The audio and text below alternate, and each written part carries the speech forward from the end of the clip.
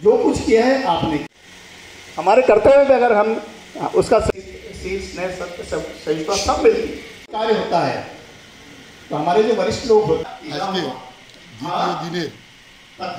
तृतीय छत्रे राज्य कमिटी घोषणा करा होबे। आपनारा जानेन साংবাদিক বন্ধুরা সবাই অবগত রয়েছেন যে त्रिपुरा राज्य कर्मचारी संघेर सम्मेलन आज के 5 বছর পরে হতে যাচ্ছে। বিভিন্ন প্রতিবন্ধকতার জন্য सम्मेलन হয়নি, তো আজকে 5 বছর পরে এই সম্মেলন অনুষ্ঠিত হতে যাচ্ছে।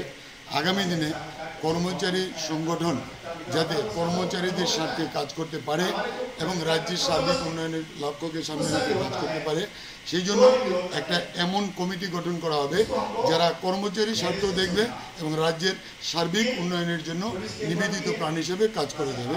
তো সাংবাদিক বন্ধুদের কাছে আমার আবেদন থাকবে যে রাজ্যের উন্নয়নের স্বার্থে কর্মচারী সমাজের ভূমিকা অপরিসীম এবং এই কর্মচারী সংগঠনের যে আজকে যে রাজ্য কমিটি ঘোষণা করা হবে তার মাধ্যমে যাতে মানুষের সেবামূলক কাজ করা যায়।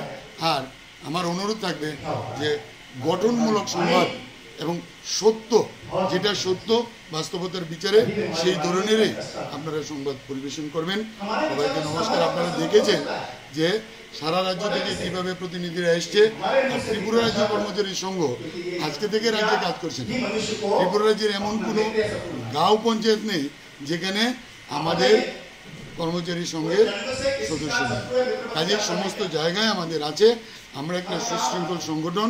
এই সুশৃঙ্খল সংগঠন ভারতীয় মজদুর সংঘ যেমন সুশৃঙ্খল সংগঠন, সেই সুশৃঙ্খলতা মেনে রেখেই কাজ করে যাবে, এটা আমাদের বিশ্বাস।